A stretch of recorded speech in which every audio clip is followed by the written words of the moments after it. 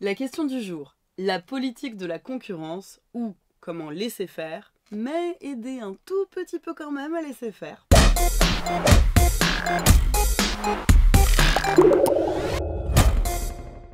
Dans ce cours, on vous a d'abord présenté la très jolie construction du marché de concurrence pure et parfaite, une construction si jolie qu'elle conduisait à un optimum de Pareto. Moi, j'aime pas ce mec, Pareto.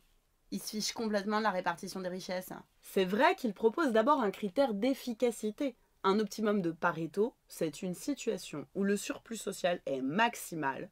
On ne pourrait pas améliorer la situation d'une personne sans détériorer la situation d'au moins une autre personne. Alors que ça pourrait être bien, renoncer à de l'efficacité pour de l'équité.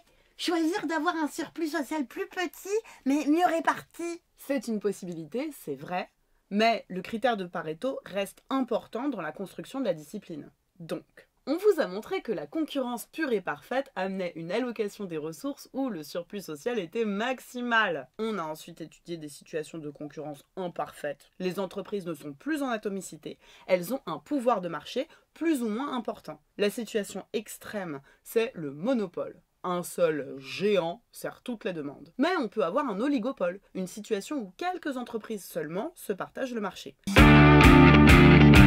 Elles auront déjà un pouvoir de marché si jamais le marché n'est pas contestable. Sauriez-vous donner instantanément une définition de tous les termes qui s'affichent ici si je vous réveillais à 4 h du matin pour vous les demander? Non? Allez revoir les épisodes précédents. Si vous êtes toujours avec nous, si vous n'avez pas cliqué sur les épisodes précédents, c'est que vous savez parfaitement qu'en cas de concurrence imparfaite, le surplus social va être plus petit qu'en situation de concurrence. Malheur! C'est la faute aux entreprises qui abusent de leur pouvoir de marché en choisissant de faire de très gros surplus au détriment des consommateurs. Le surplus des consommateurs sera amoindri. Malheur! Mais voici que l'État vole à leur secours. Pour défendre les consommateurs et rétablir une situation d'efficacité de surplus social maximal, moi, l'État, j'interdirais la concentration du marché en oligopole et autres monopoles, à moins que leur existence ne soit justifiée. Justifié?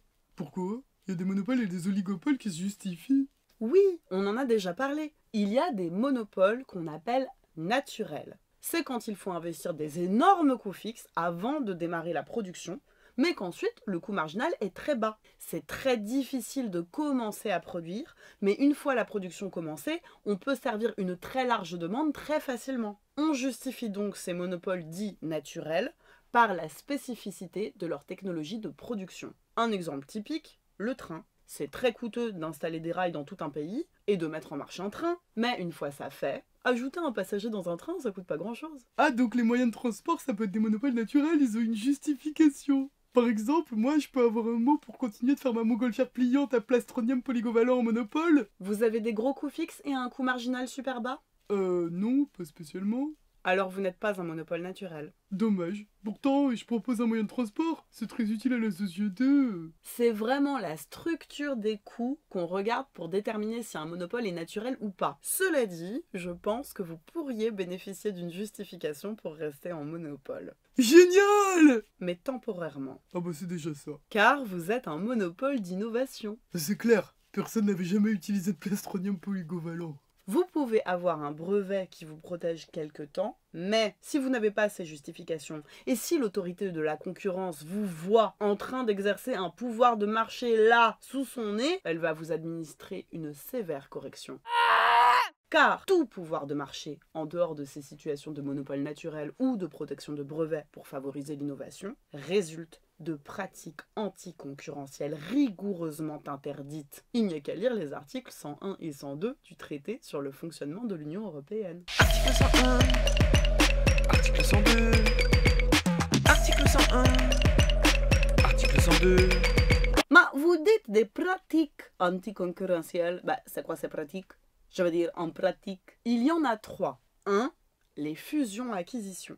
2. Les ententes entre entreprises, les cartels par exemple. Et 3. Les abus de position dominante. Commençons par les fusions-acquisitions. Qu'est-ce qu'une acquisition? C'est lorsqu'une entreprise achète une partie d'une autre entreprise. Une partie? Quoi, les entreprises sont un petit morceau? Mais oui, bien sûr. Les petits morceaux s'appellent des actions. Lorsque vous êtes actionnaire d'une entreprise, vous détenez une partie de la propriété de cette entreprise. Vous êtes l'un des petits propriétaires de l'entreprise, vous en possédez un petit morceau. Propriétaire des morceaux d'entreprise, non, je comprends pas. Je connais seulement un propriétaire de l'appartement. C'est quoi les morceaux d'entreprise? Si par exemple, je suis un des actionnaires chez Google, ça veut dire il y a un petit tabouret d'un petit salarié de Google, c'est mon tabouret? Il est à moi? Eh bien oui, c'est à peu près ça. En fait, plus précisément, ça veut dire qu'une minuscule partie de ce tabouret est à vous, mais vous avez également une minuscule partie de l'ordinateur du petit salarié, de son contrat de petit salarié, et une minuscule partie de tous les meubles, de tous les contrats, de tous les bâtiments de cette entreprise. Ok? Bah ça va me servir à rien. Au moins un tabouret, je peux m'asseoir dessus. La micro-partie de chaque meuble, bah je vais rien faire avec. Non, mais vous aurez le droit de récupérer une partie des bénéfices de l'entreprise, et puis vous pourrez voter les décisions de l'entreprise. Ah oui, ok. Pas mal. Donc, une acquisition, c'est une situation où une entreprise achète des actions d'une autre entreprise. On dit qu'elle prend des participations dans l'autre entreprise, ce qui lui permet d'exercer un certain contrôle dessus, bien sûr. Ah, finalement, je vais te changer le logo. Et pourquoi on dit fusion-acquisition et pas seulement acquisition? Parce que la fusion est l'acquisition à l'extrême. C'est lorsque deux entreprises se réunissent en une seule. On comprend bien que les fusions-acquisitions peuvent augmenter la concentration sur les marchés. Attendez, j'étais plus concentrée. C'est quoi déjà, concentré? Un marché concentré, c'est quand il n'y a qu'un petit nombre d'entreprises dessus. Ah oui, voilà. Et on veut pas que ça se concentre. Non, on veut que le marché soit le plus proche possible de l'atomicité pour rester proche de la situation de concurrence pure et parfaite et dégager un surplus social maximal. C'est pour ça que les opérations de fusion-acquisition vont être soumises à l'approbation des autorités de la concurrence. Donc, si je vends des lamas d'appartements et que je veux racheter l'entreprise de Cassandra qui vend aussi des lamas d'appartements, l'autorité de la concurrence risque de dire non. Ça dépend. Ça dépend, ça dépasse. Si vous êtes deux toutes petites entreprises et qu'il y en a plein d'autres sur le marché, ce sera pas un problème. Si vous êtes de grosses entreprises, eh bien... Ouais, c'est une question d'appréciation, quoi. Oui. Mais donc la fusion-acquisition, ça n'est interdit que si une entreprise rachète une autre entreprise qui vend la même chose. Par exemple, si Cassandra avait une entreprise qui vendait des chats angora d'ornement d'étagère, bah, je pourrais la racheter. Eh bien, l'autorité de la concurrence pourrait quand même y réfléchir et envisager de l'interdire. L'interdire? Mais pourquoi? Ils interdisent tout là ou quoi? Ça va pas concentrer le marché si on veut pas la même chose. Sauf que la définition d'un marché n'est pas si simple que ça. Est-ce que là, il s'agit de deux marchés différents, le lama d'appartement et les chats angora d'ornement d'étagère? Ou est-ce qu'il s'agit de deux biens pas tout à fait homogènes mais d'un même marché, l'animal de compagnie en ville? Par exemple, à la fin des années 90, l'entreprise Coca-Cola avait voulu racheter Orangina, et ça avait été interdit. Pourtant, ce ne sont pas les mêmes boissons. Mais le marché jugé pertinent n'a pas été celui du cola, mais celui du soda.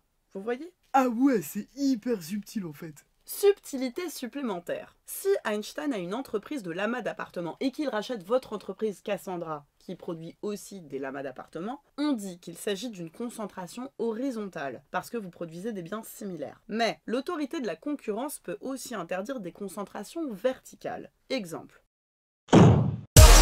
Cassandra produit des recharges de bave nécessaires à la production de lamas d'appartements. Si elle prend des parts dans l'entreprise d'Einstein, elle aura intérêt à ce qu'Einstein réalise de gros bénéfices puisqu'elle en percevra une partie. Et alors, elle va sans doute favoriser Einstein par rapport aux autres entreprises de lamas d'appartements. Ça s'appelle un verrouillage ou une forclusion du marché.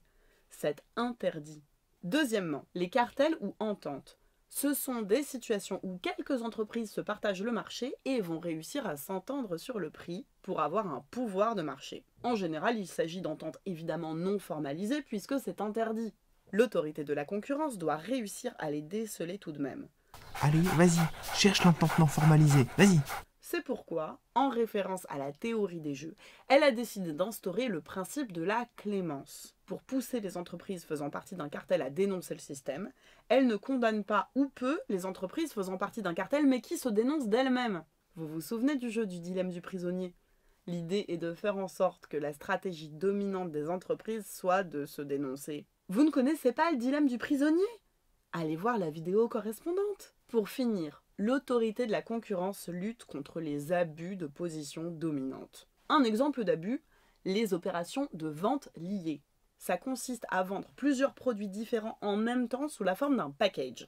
En 2004, la Commission européenne a accusé Microsoft d'abuser de sa position dominante sur le marché des systèmes d'exploitation pour monopoliser un autre marché, celui des lecteurs multimédia. Car Microsoft liait son lecteur Windows Media Player à l'achat du système d'exploitation Windows. Ça aurait pu lui coûter 794 millions de dollars, mais Microsoft n'a pas obtempéré. Ça lui a donc coûté 1,44 milliard de dollars après une seconde condamnation. Mais donc, la concurrence, on dit que c'est le laisser-faire. Alors qu'en fait, on peut pas laisser faire. Il faut une autorité de la concurrence pour intervenir, quoi. C'est vrai, laisser faire, c'est aider à laisser faire. Ce que vous devez retenir, la situation de concurrence pure et parfaite amène en théorie à un surplus social maximal. La concurrence imparfaite, lorsqu'il n'y a plus d'atomicité du côté des entreprises et qu'elles peuvent exercer un pouvoir de marché, amène à une réduction du surplus social et surtout une augmentation du surplus des producteurs au détriment du surplus des consommateurs. Certaines situations de monopole sont justifiées. On pense au monopole naturel ou au monopole d'innovation, mais les autres situations de pouvoir de marché résultent de pratiques anticoncurrentielles interdites. L'autorité de la concurrence est chargée de veiller à faire respecter la loi en contrôlant les fusions-acquisitions, en tentant de démanteler les cartels, en condamnant les entreprises qui abusent de leur position dominante, par exemple en pratiquant des ventes liées.